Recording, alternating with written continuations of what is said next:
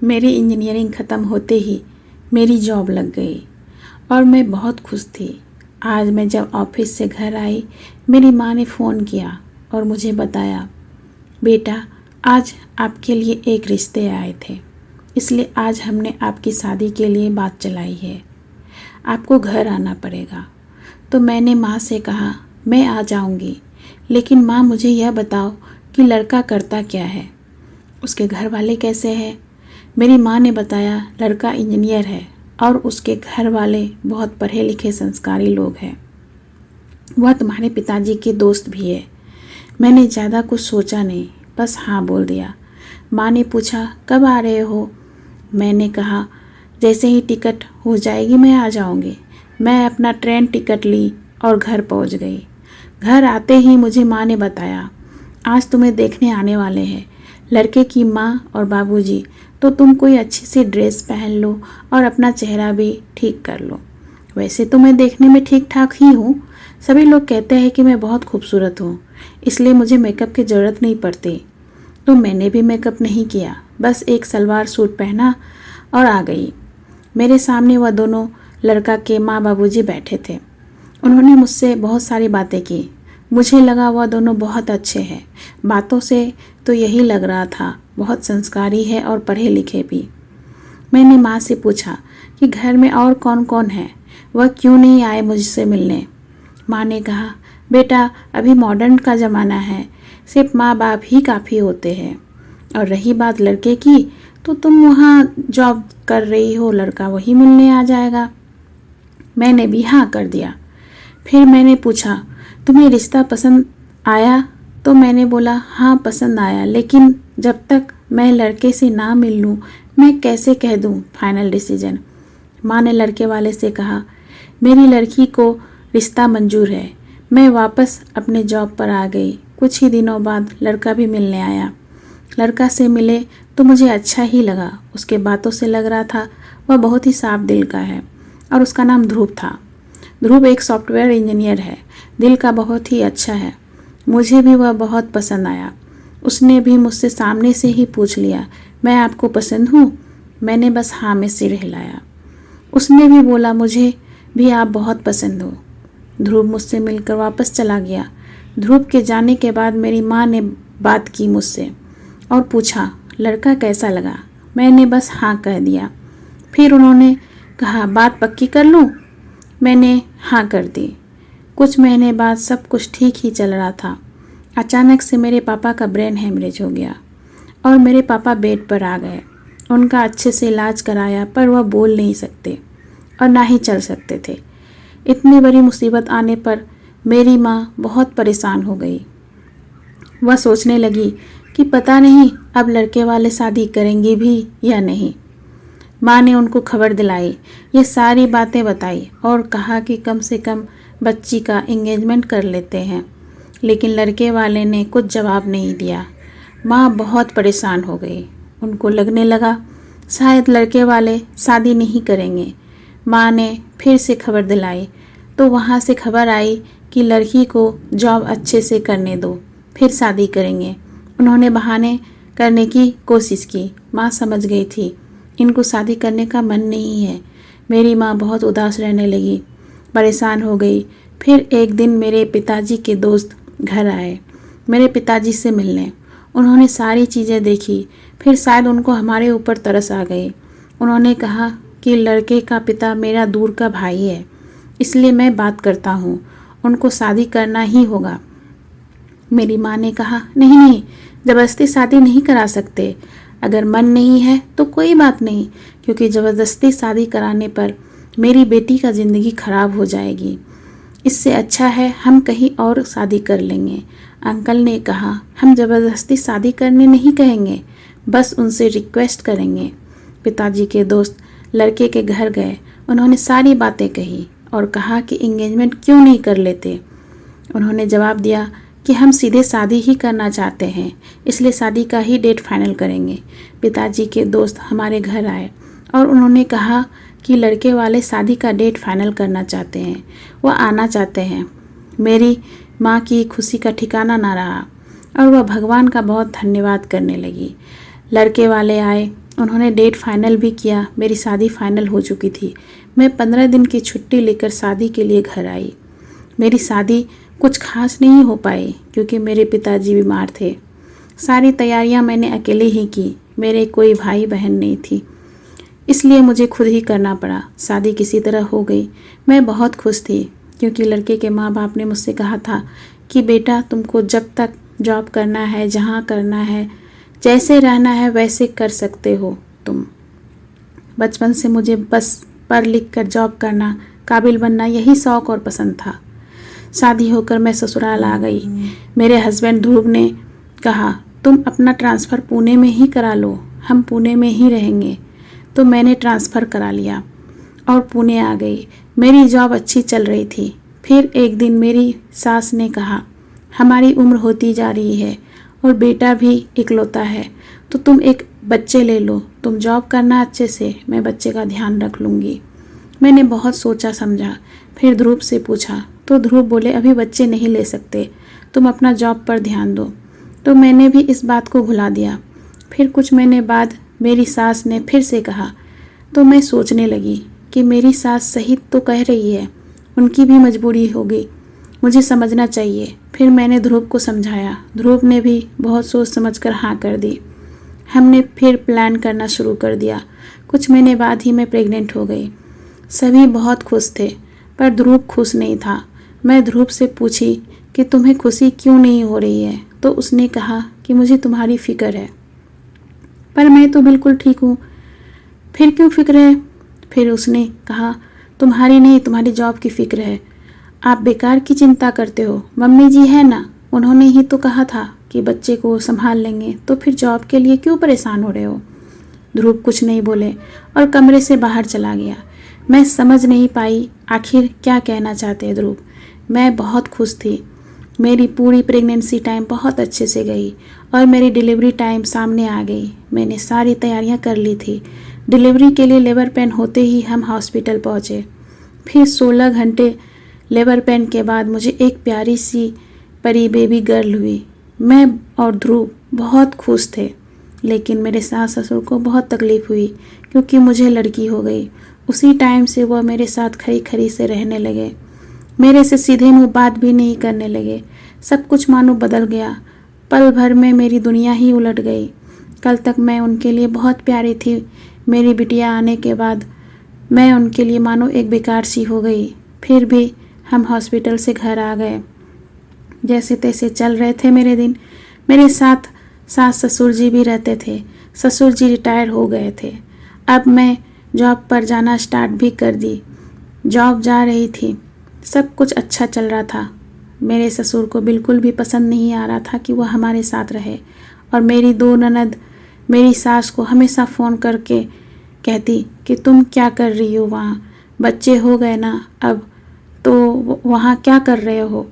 इधर मेरे ससुर जी बहाना करके बोले कि मैं कुछ दिन के लिए घर जा रहा हूँ, मम्मी यहीं रहेगी, फिर मैं वापस आ जाऊँगा। मैं समझ नहीं पाई ऐसा क्यों कर रहे हैं, तो मैंने भी कुछ नहीं बोला। लेकिन ध्रुव सब कुछ समझ चुका था क्योंकि उसके वह माता पिता थे। ध्रुव कुछ नहीं बोलते, कहते बस खामोश उदास रहने लगे। मुझे उसकी उदासी देखी नहीं गई। मैंने उनसे कहा, क्या हुआ, क्यों उदास हो? ध्रुव ने कहा, कुछ नहीं, बस ऑफिस का काम ज़्यादा है इसलिए थोड़ा स्ट्रेस है, बोलकर बहाने कर लेता। फिर एक दिन मेरी ननद मम्मी जी को फ़ोन की और मैं उस दिन ऑफिस से घर जल्दी आ गई क्योंकि मेरी तबीयत ठीक नहीं लग रही थी। मैं मेन गेट पर खड़ी थी। मैंने सुना फ़ोन पर मेरी ननद कह रही थी, बहू जॉब करेगी तो तुम उसकी नौकरानी बन रही हो और यहाँ पिताजी घर पर बीमार है। मैंने जब यह सुना मुझे ऐसा लगा मानो किसी ने मेरे पीठ पर छुरा भोंक दिया। फिर भी मैं किसी तरह खुद को संभालते हुए अपने आप को समझाई और सोचने लगी, मैं इनको कितना अच्छा समझती थी, पर मेरे पीठ पीछे मेरे बारे में ये लोग इतना बुरा सोचते हैं। बहुत बुरा लगा। ऐसा लगने लगा कि मेरी वजह से इन दोनों को तकलीफ़ हुई और मैं एक जॉब के लिए किसी को ऐसे तकलीफ़ में नहीं रख सकती। मेरी सास रोने भी लगी। फिर मुझे और बुरा लगने लगा। उसके बाद मैंने सोच लिया कि मुझे क्या करना है। मैंने ध्रुव से बात की और कहा कि मुझे जॉब छोड़ना होगा क्योंकि आपके मम्मी पापा को अच्छा नहीं लगता मैं जॉब पर जाऊं और वह मेरे बच्चे को संभाले शायद आपकी दीदी लोग को भी नहीं। ध्रुव कुछ नहीं बोला। उसने कहा, तुम जो भी फैसला लोगे मैं तुम्हारे साथ हूँ, लेकिन मैं खुद नहीं चाहता कि तुम जॉब छोड़ो, क्योंकि आज के ज़माने में दोनों का जॉब करना बहुत ज़रूरी हो गया है। हाँ, ये बात आपकी सही है ध्रुव, लेकिन पैसे से ज़्यादा ज़रूरी रिश्ते होते हैं, और भगवान ने चाहा तो मेरी बराबर की सैलरी आपको हर महीने मिल जाएगी, लेकिन माँ बाप को तकलीफ़ में डालकर मैं पैसे नहीं कमा सकती। फिर क्या, मम्मी जी को घर भेज दिया और मैंने जॉब छोड़ दिया। मैं अच्छे से रहने लगी, अपनी बेटी का ध्यान अच्छे से रखने लगी। फिर कुछ दिन बाद जब मैं घर गई तो मुझे घर के सारे लोगों ने ताने सुनाने लगे कि पैसे कमाने के चक्कर में अपने सास ससुर को अलग करके इतना खुश हो रही थी, देखो आज नौकरी से ही निकाल दिया। मैं भी चुपचाप सारे ताने सुन ली और मैं भी नहीं सकती थी। मेरे सास ससुर ने यहाँ सबको इतना बड़ा झूठ बोला कि मुझे जॉब से निकाल दिया। सच तो यही है कि मेरे सास ससुर ने ही जॉब छुड़ा दिया। हमारी छुट्टी खत्म होने ही वाली थी तो मुझे वही अंकल मिले। मेरे पापा ने दोस्त है जिसने मेरी शादी फाइनल की। अंकल ने मुझे पूछ ही लिया, बेटा तुम्हें जॉब से क्यों निकाल दिया गया? अंकल, मुझे जॉब से नहीं निकाला गया है। यह सब किसने कहा आपको? अरे तुम्हारे ससुर जी ही तो सबको बता रहे थे कि बहू को जॉब से निकाल दिया गया। नहीं अंकल, मुझे जॉब से नहीं निकाला गया। ससुर जी यहाँ बहुत बीमार थे इसलिए मैंने जॉब छोड़ दिया। नहीं, तुम्हारे ससुर जी बीमार नहीं थे, वह तो बिल्कुल ठीक थे। मैं तो यहाँ हर रोज़ आया करता हूँ, कुछ भी तो नहीं हुआ था। यह झूठ मूठ का नाटक किया था तुम्हारा जॉब छुड़ाने के लिए, और यह कभी नहीं चाहते थे कि तुम दोनों के साथ रहे, इसलिए ऐसा किया। जब मैंने यह सुना मुझे बहुत बुरा लगा। फिर भी मैं सोची कि अब कर भी क्या सकती हूँ। मेरे माँ बाबू जी को यह बातें नहीं बता सकती क्योंकि मेरे पापा बीमार है और मैं मायके नहीं रह सकती, इसलिए मुझे मजबूरी में यहीं रहना होगा। फिर मैं पुणे आ गई। मेरे सास ससुर जी कभी अपने बच्चे के साथ भी नहीं रहते थे। वह हमेशा एक कपल की तरह रहते थे, चाहे कुछ भी हो जाए। उनके लिए बच्चे भी मायने नहीं रखते थे। फिर मैं तो बहुत ही दूर हूँ। अब मुझे समझ आई ध्रुव इतना उदास क्यों रहता था, क्योंकि उसे पता था उसके माता पिता कैसे हैं। मैंने ध्रुव को कुछ भी नहीं कहा, बस नहीं चाहती थी कि आपको और तकलीफ़ हो। ध्रुव अपना जॉब पर ध्यान देने लगा, मैं अपनी बिटिया और घर पर। कुछ महीने बाद मेरी सासू माँ बहुत बीमार पड़ गई। उसके बाद वह ननद के घर गई। कुछ दिन के बाद ही दीदी मुझे कॉल की और कहने लगी, अपने सास को ले जाओ यहाँ से, मैं इसकी सेवा नहीं कर सकती, ये तुम्हारा काम है। मैंने भी कुछ नहीं कहा और मैं घर गई ध्रुव और बच्चे के साथ। मैं 6 से 8 महीने रहकर वापस यहाँ पुणे आ गई। ध्रुव को वर्क फ्रॉम होम मिल गया था। उसके बाद अगल बगल के वही लोग जो मुझे ताने सुना रहे थे, सब मेरे सास ससुर को कहने लगे कि आपको कुछ नहीं हुआ था, लेकिन आपने बहू का साथ नहीं दिया, और आज देखो वही बहू आपको मुसीबत आने पर सब कुछ छोड़ छाड़ के आ गई आपकी सेवा में। आपको शर्म आना चाहिए बहू के साथ ऐसा करने में। मेरे सास ससुर बोलने लगे, अरे इसका तो ये काम है, मेरी सारी संपत्ति यही तो लेगी ना, तो सेवा क्यों नहीं करेगी। जब मैंने यह बातें सुनी तो मैं सोच में पड़ गई।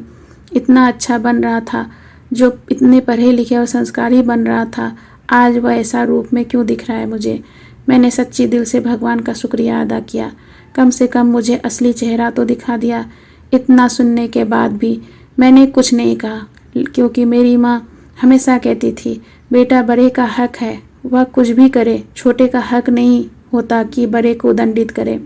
इसलिए तुम अपना काम करते रहना और भगवान पर विश्वास रखना, सब कुछ ठीक हो जाएगा। बस मैं वही कर रही थी। मैं जानती थी वह कितना धोखेबाज है, उनके दिल में कितना छल कपट चलते हैं, सब जान गई थी मैं। शादी के बाद उन्होंने कभी एक फूटी कौड़ी भी हाथ में नहीं रखा, कभी मुझे बहू नहीं समझा, मुझे हमेशा पराया की तरह करते थे। अपनी बेटी का हमेशा गुणगान किया करते। बेटी ने रखने से मना कर दिया, फिर भी बेटी का ही गुणगान में मगन रहते थे। यह सब चलता रहा। फिर कुछ ही दिनों बाद मेरी सासू माँ बीमार रहने लगी। हर साल कुछ न कुछ लगा रहता और मैं भी जाती, सेवा करती, आ जाती। कभी मैं अपने सास ससुर को यहीं ले आती जब उनका तबीयत ठीक हो जाता फिर घर चले जाते। लेकिन फिर भी उनके दिल में हमारे लिए कोई प्रेम नहीं था और मैंने भी आशा छोड़ दी थी, क्योंकि मैं किसी लोभ में उनकी सेवा नहीं करती थी। बस मेरी माँ ने कहा था, मैं वही कर रही थी। मुझे नहीं पता मेरी माँ ऐसा क्यों कहती थी, पर वही करती थी। मैं अपने पिताजी का सेवा नहीं कर पाई, लेकिन सास ससुर का हमेशा करती। कुछ साल बीत गए। ठीक 5 साल बाद फिर मुझे मेरी माँ ने कहा, एक और बच्चे ले लो, क्योंकि एक बच्चे अकेला अच्छा नहीं होता। जॉब तो छोड़ दिया और तुम कर सकती हो अपने आप पर। मैंने फिर सोचा और दूसरा बच्चा के लिए भी प्लान कर लिया, लेकिन सब कुछ अपने दम पर। मैंने सास ससुर का कोई आशा उम्मीद नहीं रखा और ध्रुव भी नहीं। फिर मैं प्रेग्नेंट हुई। मुझे मानो ऊपर वाले ने बहुत बड़ी खुशी दे दी। मुझे जुड़वा बच्चे ठहर गया। ध्रुव की खुशी का ठिकाना ना रहा। लेकिन कहते हैं ना, जब बुरा होता है तो बहुत बुरा होता है। 5वें महीने में ही मेरा बच्चा नहीं रहा। मेरे डॉक्टर ने जब बताया, हम और ध्रुव बहुत टूट गए। भगवान से कहने लगे, आखिर हमने कितने पाप किए जो इतनी सज़ा दिए जा रहे हो। अगर सज़ा देना ही है तो मुझे दे दो, मेरी औलाद को क्यों छीन लिया। डॉक्टर ने हम दोनों को बहुत अच्छे से संभाला और मुझे दिलासा दिया, तुम फिक्र मत करो, तुम्हारा एक बच्चा बहुत अच्छे से इस दुनिया में आएगा। हम अपनी पूरी कोशिश लगा देंगे, उसको कुछ होने नहीं देंगे। फिर जैसे तैसे 9 महीने गुजर गए और मैं सारे प्रेगनेंसी में यही सोचते रही, बस मेरा एक बच्चा नहीं रहा, क्योंकि इसका दुख एक माँ ही समझ सकती है। डिलीवरी टाइम आ गया। मेरे सास ससुर भी आए और हम हॉस्पिटल में थे। लेबर पेन में 8-9 घंटे बाद मुझे एक प्यारा सा बेबी बॉय हुआ। जैसे ही बेबी बॉय की खबर मेरे सास ससुर को हुई, मानो खुशी से झूम उठा। हम यह समझ नहीं पाए, उनको मुझसे नहीं मेरी बेटी से प्रॉब्लम थी। ध्रुव इन सब बातों को इग्नोर करके मुझे मेरे बच्चों के साथ घर ले आए और मम्मी पापा का 1 महीने बाद ही बिना बोले टिकट कर लिया घर जाने का। मैं ये समझ नहीं पाई। मैंने कहा, आप ऐसा क्यों कर रहे हैं? मम्मी पापा यहाँ रहना चाहते हैं तो रहने दो। तो उन्होंने कहा, जब मेरी बेटी हुई थी तब रहने का मन क्यों नहीं हुआ? हाँ, मेरे माता पिता हैं, हम उनको तकलीफ़ नहीं दे सकते, लेकिन मैं भी एक बाप हूँ और मैं अपने ही बच्चे के साथ इस तरह का व्यवहार करने का अधिकार किसी को नहीं दे सकता। फिर ध्रुव कमरे से बाहर आए। अच्छे से सभी नाश्ता कर रहे थे और ध्रुव ने अपने माता पिता को बताया कि आप दोनों का टिकट अगले सैटरडे को हो गई है, आप दोनों घर जा सकते हो। तो मेरे सास ससुर के मानो पैरों तले ज़मीन खिसक गई। वो एक दूसरे का मुंह देखने लगे और कहने लगे, बिना मेरे बताए तुमने टिकट कैसे कर लिया? जब हम चाहे जितना चाहे रह सकते हैं, तुम कौन होते हो मुझे रोकने वाले? मेरे पोते के साथ तो ध्रुव ने मुस्कुराते हुए जवाब दिया, हाँ मम्मी पापा, मैं कोई नहीं होता आपको रोकने के लिए, लेकिन याद कीजिए, जब मेरी बेटी हुई थी तब आपकी खुशी का कहाँ गई थी? आप अपने लालच में अपने बेटा बेटी के फ़र्क में यह भूल गए थे कि आपकी ही वह पोती भी है, और आप अपनी बहू का जॉब भी छुड़ा दिए इस चक्कर में। आपको ऐसा लगा कि बेटी हुई है, जॉब करके क्या करेगी? आपने एक बार भी नहीं सोचा कि मेरी पत्नी आपकी बहू कितनी मुश्किल से पढ़ाई की और जॉब कर रही थी? आपको वह नज़र नहीं आया, बस आपको अपनी खुशी और अपना आराम नज़र आया था। तो बस आज भी वही खुशी और वही आराम देने जा रहा हूँ मैं आपको। एक माँ बाप हो तो भी मैं एक माँ बाप हूँ। मैं अपनी ही बेटी के साथ अन्याय नहीं कर सकता। मेरे लिए बेटा बेटी दोनों एक समान है, इसलिए मुझे माफ़ कर देना। मैं मजबूर हूँ ऐसा करने को। और हाँ, जब चाहे यहाँ आ सकते हो, जब चाहे यहाँ जा सकते हो, लेकिन कभी यह मत कहना कि आपने बहू के साथ न्याय किया है, पोती के साथ न्याय किया है। और आज के बाद से आप हमारे लिए कुछ भी मत सोचना, जो सोचना है ऊपर वाले सोच लेंगे, क्योंकि आप माता पिता हैं। हम आपको कुछ नहीं कर सकते, लेकिन हम आपके साथ रह भी नहीं सकते, क्योंकि आपको जब भी सामने देख लूँगा तो मुझे बस यही नज़र आता है, मेरी बेटी आपके लिए एक ख़राब चीज़ है, इंसान नहीं है। और मैं ये सहन नहीं कर सकता, क्योंकि मैं अपनी बेटी और बेटा दोनों से बहुत प्यार करता हूँ। हाँ, आपकी बहू अभी भी यह स्वीकार नहीं कर रही है और इस फैसले से वह ना बोल रही है। ज़रा देखो तो, आपने तो उसको जन्म भी नहीं दिया, फिर भी वही बहू आपके लिए आज मेरे से लड़ रही है, कह रही है मम्मी पापा को यहीं रहने दो, बहू आपको अपने माँ बाप से भी ऊपर समझ लिया और आपने अपनी बहू के साथ क्या किया, उसको बहू तक का दर्जा नहीं दिया, बस मुंह पर हमेशा कहते रहे सबको बेटी मानते हैं। सिर्फ मानने से नहीं होता, बोलने से नहीं होता, करने से होता है। पिताजी, आज आप सोच रहे होंगे कि मैं अपनी पत्नी की साइड ले रहा हूँ। मैं अपनी पत्नी की साइड नहीं ले रहा हूँ, मैं बस न्याय का साथ दे रहा हूँ, सत्य का साथ दे रहा हूँ। अब आप आराम से घर पर जाकर रह सकते हैं, हम आपके बाधा नहीं बनेंगे और हम आप दोनों को कभी अलग नहीं देख सकते, ना देखेंगे। बस इतना कहकर ध्रुव ऑफिस चला गया। घर पर पूरा शांति छा गई, कोई एक दूसरे से बात नहीं कर रहे थे। यह सब देख मैं बहुत परेशान हो गई। मुझे बिल्कुल अच्छा नहीं लग रहा था कि एक माता पिता, एक बूढ़ा माँ बाप दुखी हो, इसलिए मैं ही उनसे बात करने की कोशिश की। मैंने पहले उनसे माफ़ी मांगी कि ध्रुव की तरफ से मैं माफ़ी मांगती हूँ, आप यहाँ रह सकते हो, ये घर परिवार सब कुछ आपका ही तो है। फिर मेरी सास कहने लगी, ध्रुव सच ही तो कह रहा है, क्योंकि जब मुसीबत तुम्हारे पर आई थी तब हम दोनों ने साथ नहीं दिया और आज मेरी ज़रूरत नहीं, फिर भी मैं यहाँ रहना चाहती हूँ। यह अन्याय ही है, इसलिए हम दोनों यहाँ नहीं रहेंगे, हम अपनी बेटी के घर जाएंगे। वह दीदी के पास रहने लगे। 10 दिन बाद ही दीदी ने कह दिया, हम तुमको नहीं रख सकते, तुम अपने बेटे के साथ क्यों रहो, क्योंकि सास ससुर की बीमारी में बहुत खर्च होने की वजह से पैसे कुछ भी नहीं बचता और उनको नहीं दे पाते कुछ भी, इसलिए उन्होंने रखने से मना कर दिया। फिर वह घर पर रहने लगे। मुझे यह सब बातें नहीं बताया था उन्होंने। फिर एक दिन मेरी सासू माँ ही फ़ोन पर सारी बातें बता दी और कहने लगी, हमें माफ़ कर दो, हम बस अब नहीं रह सकते अकेले। जब मुझ में सामर्थ्य था तो हम दोनों बहुत जोश में थे, कभी कदर नहीं किया किसी का, लेकिन आज समझ में आ गई है कि मेरी बेटी इसलिए रख रही थी क्योंकि उसको मेरे पैसे की ज़रूरत थी और तुमने कभी आज तक कुछ नहीं मांगा, इसलिए मैंने तुम्हारे साथ इतना बुरा बर्ताव किया। आज हमें अपने किए की सज़ा मिल रही है। और वो रोने लगी। फिर मैंने ध्रुव से बात की और कहा मम्मी पापा का टिकट कर दो आने का। ध्रुव पहले ना किया, फिर मैंने उनको समझाया, बड़े अगर माफ़ी मांग ले तो माफ़ कर देना चाहिए। फिर टिकट किया, मम्मी पापा पुणे आ गए और हम सभी बहुत अच्छे से रहने लगे, एक खुशहाल फैमिली की तरह।